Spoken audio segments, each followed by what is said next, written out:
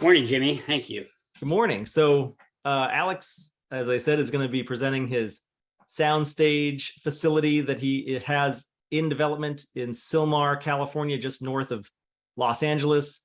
And Alex, you've got a 30-minute presentation for us. And then, Alex, without further ado, the stage is yours for the next half an hour. Please dive in. All right. Well, Jimmy, thank you for the introduction. My name is Alex Virtue, and I'm the Senior Vice President of Capital Markets here at Xebec. I'm excited to present at today's Summer 2022 OZ Pitch Day, and I look forward to meeting and discussing our offering for 15191 Sylmar QOF LLC with today's attendees. Before we get started, I'd just like to cover a disclaimer that we have, or a number of disclaimers. As with any type of real estate investment opportunity, we have customary disclosures and risk factors for you to consider before making an investment decision. You can find these in the fund's private placement memorandum, which is hosted in the data room and which can be accessed via the link provided by OpportunityDb or by contacting Xebec directly. I will be providing our contact information at the end of this presentation. In addition, we would like to remind you that we are not providing any legal, tax, or other advice with respect to this investment, and that you should consult with your own advisors before making a decision to invest in the fund.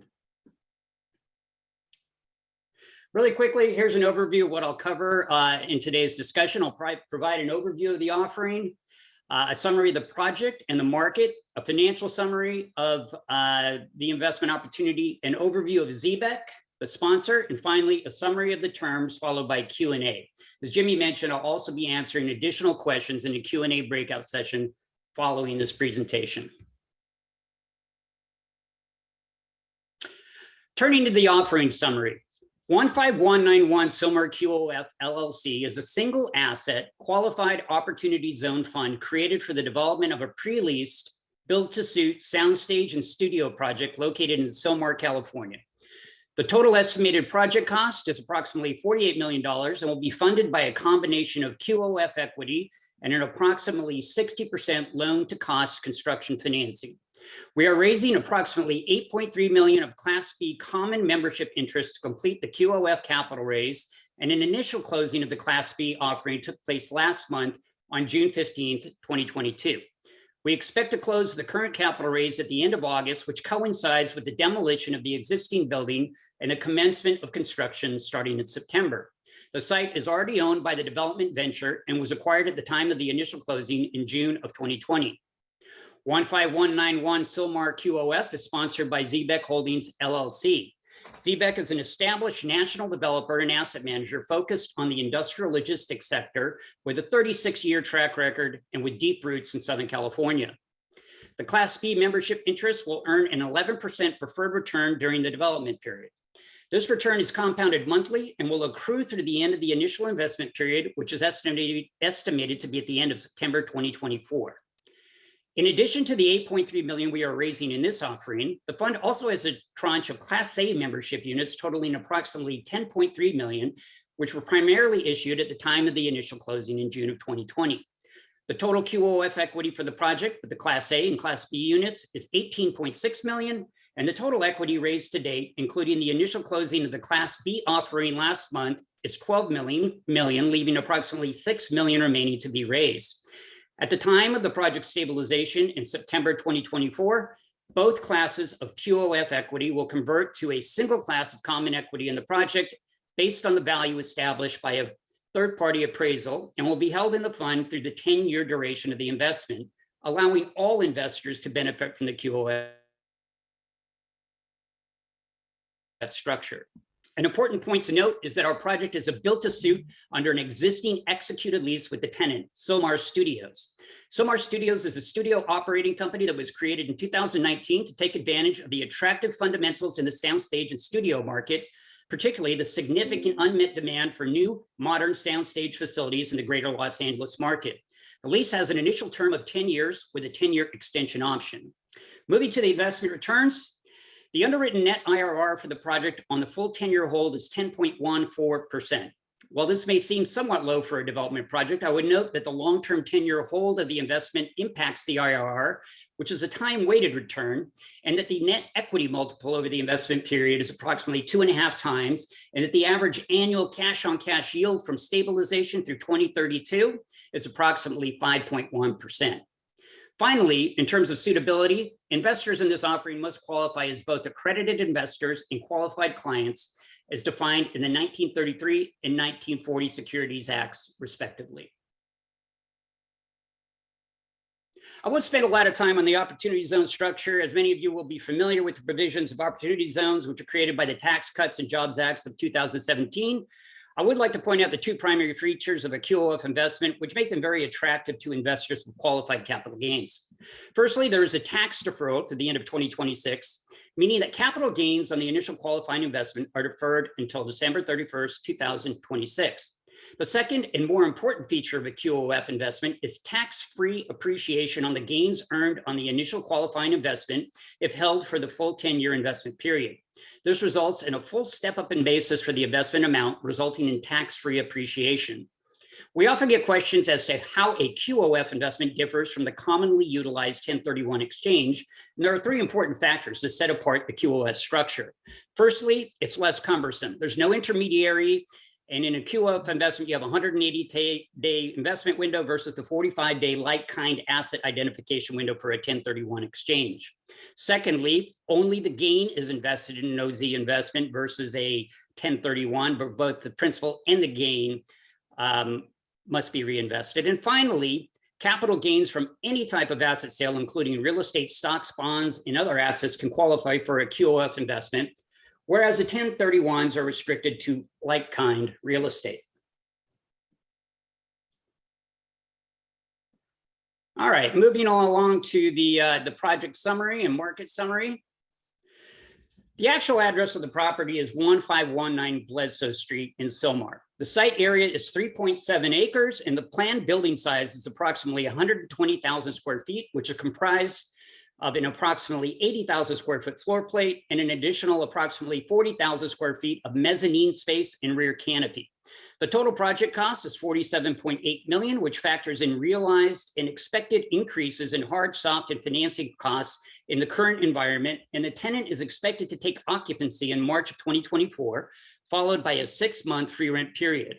In terms of building construction, a soundstage facility is essentially an industrial warehouse tailored to soundstage use, which means enhanced roof structures, soundproofing, and HVAC, as well as additional office, post-production, storage, backlot, and flex space. Consistent with modern industrial facilities, the building will have 32-foot clear heights, rear dock doors, and a truck court. As I mentioned, Sylmar Studios is the tenant under a 10-year signed lease with rent calculated at a 6.5% return on cost with 3% annual escalations. This next page is just a detail of opportunity zones within the East San Fernando Valley where the property is located. As Jimmy mentioned at the outset, there's over 8,700 census tracts across the country, over 800 in California, and there are 2 in Sylmar, again, where you can see our project on the top of the map here. Turning to an aerial view, you can see here that the project is part of a larger campus for Sylmar Studios, which, when completed, is expected to contain approximately 360,000 square feet of studios, soundstage, and storage space. The project building is located across the street from the main complex, which you can see by the dotted line and noted by the arrow box, which is currently under construction and funded by institutional private equity capital. This main campus building will contain 6 dedicated sound stages, office space, a 4-story parking structure, and ancillary support amenities, including millwork facilities, truck parking, and food and beverage facilities. So the 1519 project is really part of an exciting new campus to meet soundstage demand in the LA market.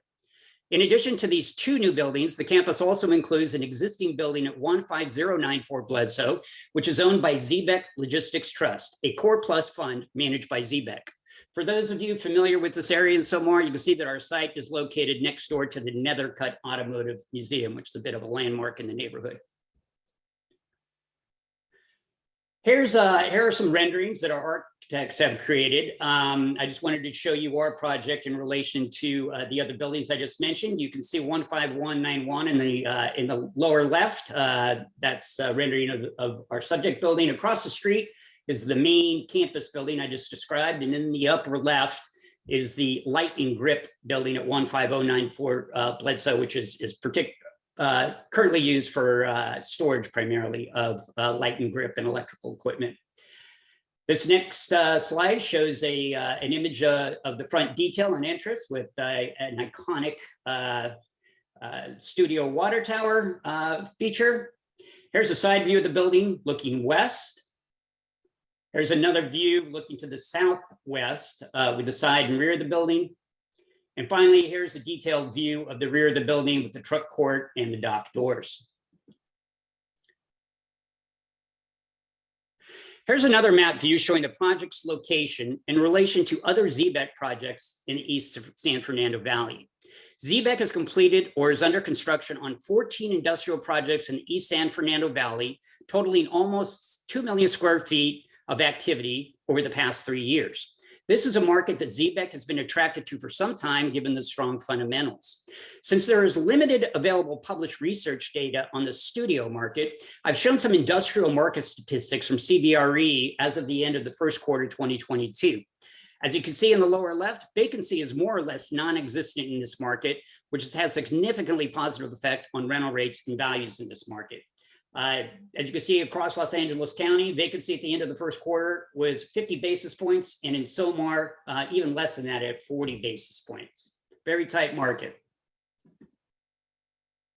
I won't spend a lot of time on this slide, but the main takeaways are that LA is the leading content creation market globally, and there is significant unmet demand for studio space, particularly modern, purpose-built sound stages. The 30-mile zone, or TMZ, is a 30-mile radius used by film industry unions to determine labor rates and driving distances for union crew members. As such, facilities that are located within the TMZ see significantly greater demand than those outside of this radius. Our project is located approximately 16.5 miles from the center of the TMZ. Over the past 10 years, the growth in studio demand in the TMZ has outpaced new supply growth by nearly 500%, and studio utilization rates are typically in the high 90% range. Additionally, according to a JLL report, filming activity has surpassed pre-pandemic levels despite the challenges seen in 2020 and into early 2021. This graphic simply shows LA in relation to other studio markets in North America and globally. While other markets have significant stage counts and square footage represented, this only tells part of the story, as the LA market has a significantly greater share of talent supporting content creation than do other markets, including actors, camera operators, editors, producers, animators, and writers. Given the attractiveness of studio fundamentals, the market has seen significant investment by large private equity players in the space, including Square Mile with Hackman, Blackstone with Hudson Pacific, and TPG.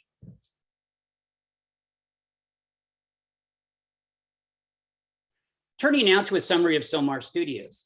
As I mentioned, Sylmar Studios is an existing studio operating company founded in 2019 to take advantage of unmet studio demand in the LA market. Sylmar Studios has been capitalized with private capital and has already purchased its inventory of brand new lighting and electrical equipment, preparing for the completion of the main campus building at the end of 2023. Sylmar Studios' management team is led by Tony Guanchi, a veteran executive and entrepreneur in the entertainment industry with over 35 years of relevant experience. As I mentioned, the rent for Sylmar Studios has been set at a 6.5% return on costs, which is an approximately 150 basis point spread over the assumed yield at stabilization. The QOF deal team at Xebec has underwritten the financial projections for Sylmar Studios, and rent coverage is in the 1.4 times range over the term of the lease, and there is a personal guarantee on the lease. And all of this activity has gotten Sylmar Studios some widespread local media attention. Here are a handful of articles written about the official groundbreaking of the main campus in May. Links to these articles are available in the data room.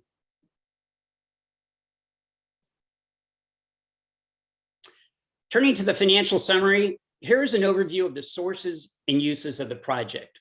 As I mentioned at the outset, the targeted QOF QOF equity raise totals approximately 18 million, approximately 10 million in the Class A interest, and approximately 8 million in the Class B interest. And we are anticipating the placement of 60% loan to cost financing on the project, which totals about 29 million.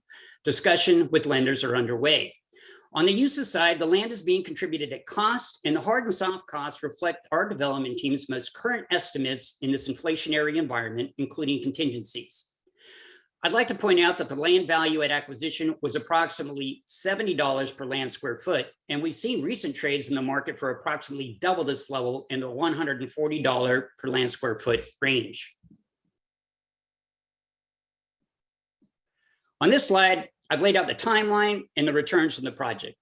As discussed, the site was acquired and the lease was signed at the inception of the fund and venture in June of 2020.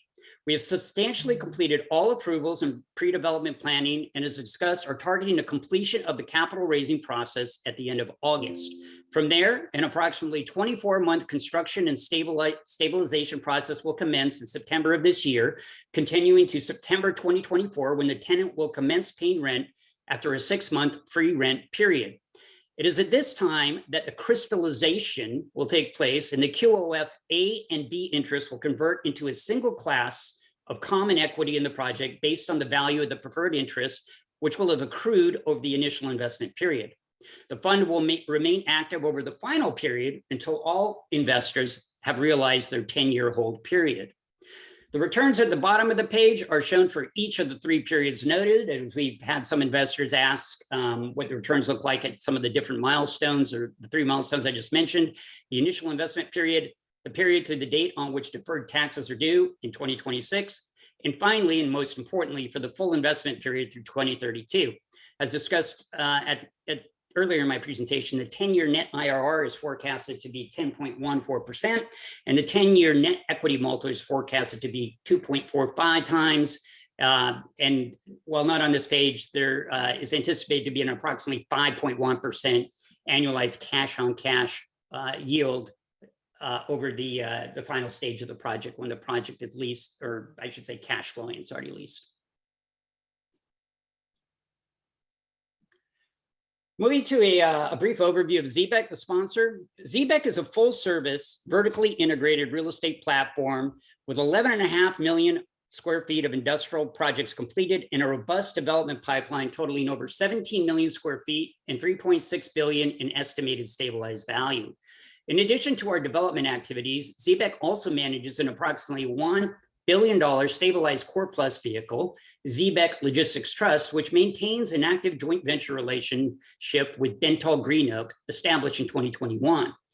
In addition to Xebec's relationship with Bentall Green Oak, Xebec maintains an active development program with Oaktree Capital Management and is partnered with PGIM, Heitman, PCCP, and Barings on completed transactions.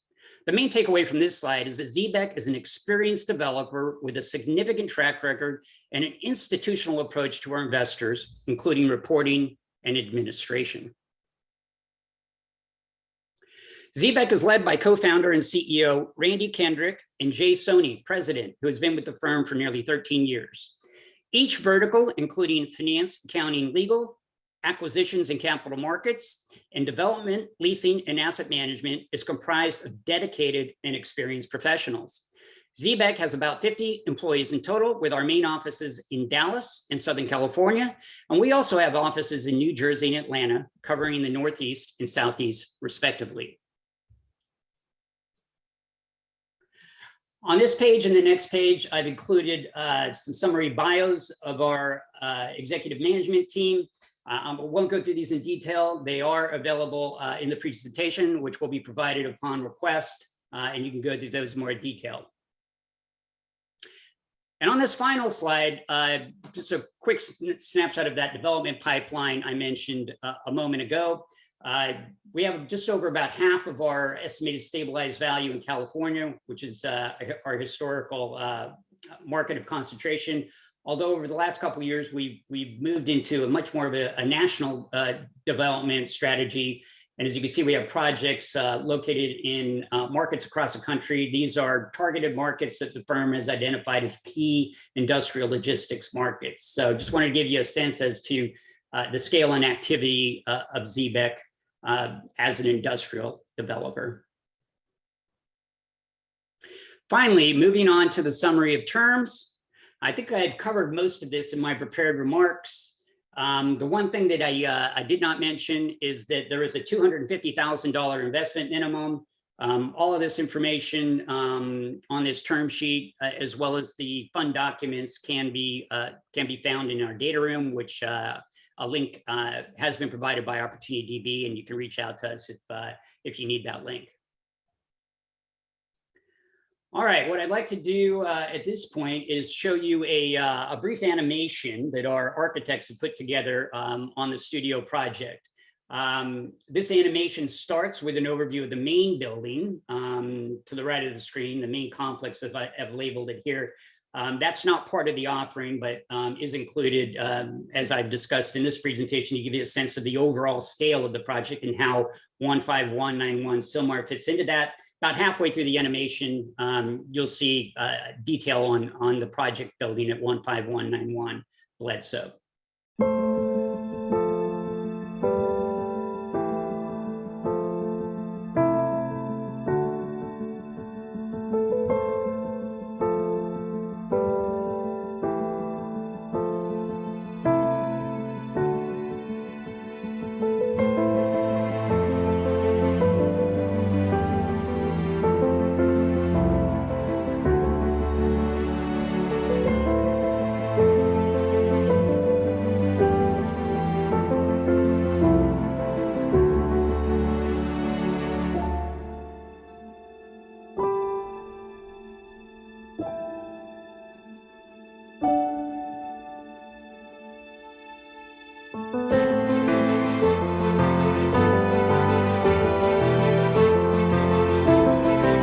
We're moving to 15191 across the street from the main complex building.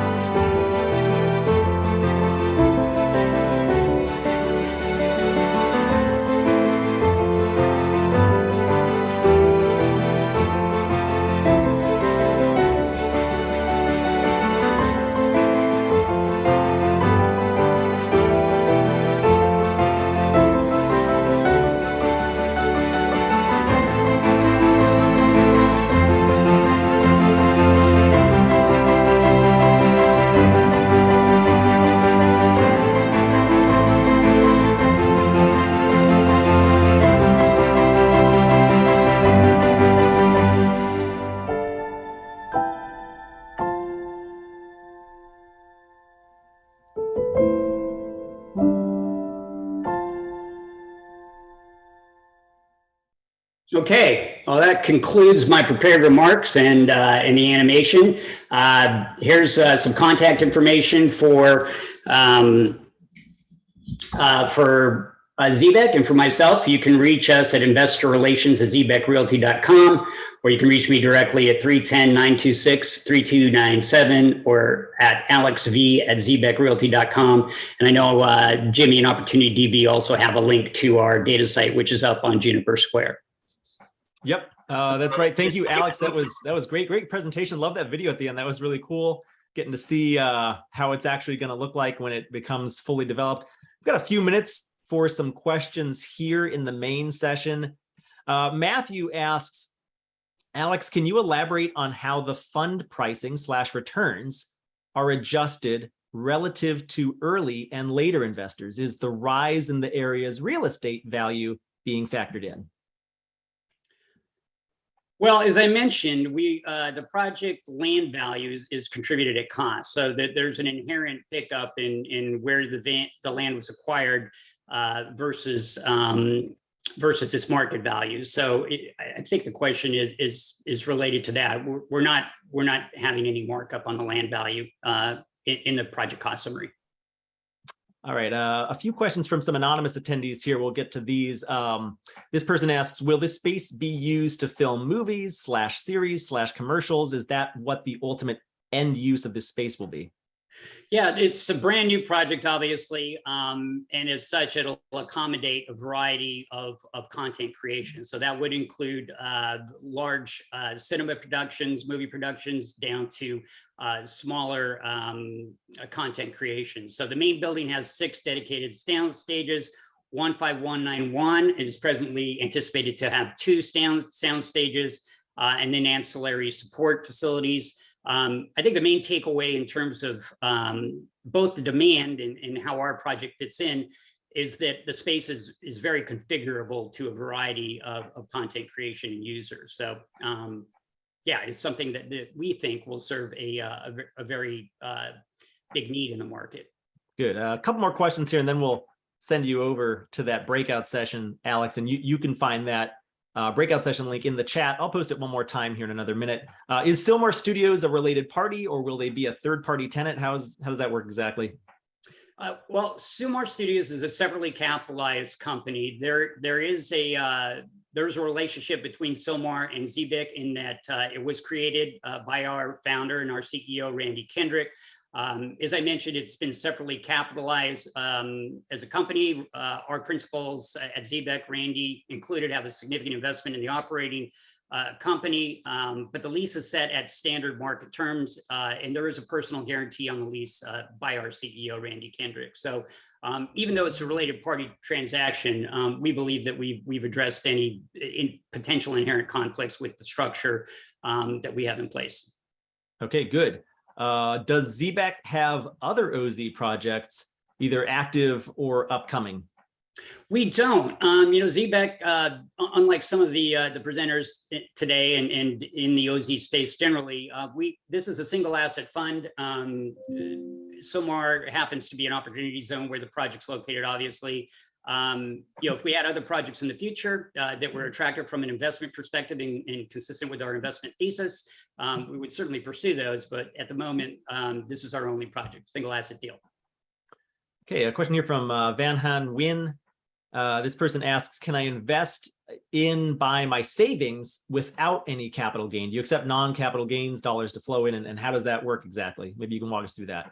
Yep, we do. We've actually had a number of investors, but certainly a minority in terms of the overall capital raise, invest simply for the yield on an interim basis. So if an investor, if you wish to invest for the initial period to get the 11% preferred return, which, as I mentioned, is compounded monthly, that would be an option. Alternatively, if there are investors that are interested in simply deferring their taxes to 2026, that's an option too. But we do think that most investors are looking for the main benefit, which is the 10-year hold. But that certainly is an option we could talk about. Sure.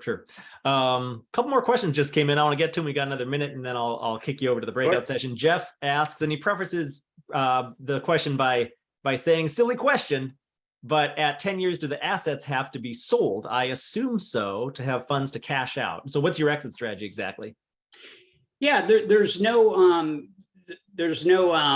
need for the asset to be sold on the 10-year anniversary.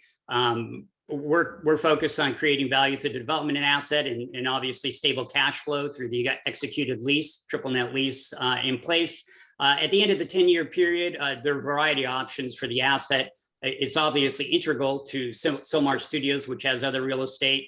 And as I mentioned, we have presently $1 billion core plus fund, which will continue to grow over time, we anticipate. So we think there'll be a variety of exit options or recapitalization options for the project. Excellent. And then final question, and then we'll wrap it up there. This one comes from Rick. Rick asks, will the final sale in August 2032 be to an unrelated party? If not, how will valuation be determined? Valuation will be determined, as with most of our projects, on a third-party appraisal, and then ultimately negotiations with the potential buyers. I mentioned in the last question, there are a variety of options that we see available to the project at the end of that 10-year hold. The real estate is very important to the tenant, so we'll just have to see at the point what the options are. But we anticipate, again, creating a lot of value through this project, and there's no need to exit the project immediately on that 10-year anniversary. Fantastic. Well, Alex, thank you again for participating on OZ Pitch Day this morning. Great presentation on your soundstage campus in Sylmar, California. I've just posted the link once again for your breakout session. So if you want to chat additionally with Alex, if you have additional questions, if you want to get to know him, learn more about the soundstage campus deal in Sylmar, California, click that link now, head on over there. Alex, and you should head on over there now too. Thank you so much for being here with us today. Really appreciate it. Yeah, thank you, Jimmy. Thank you, everyone.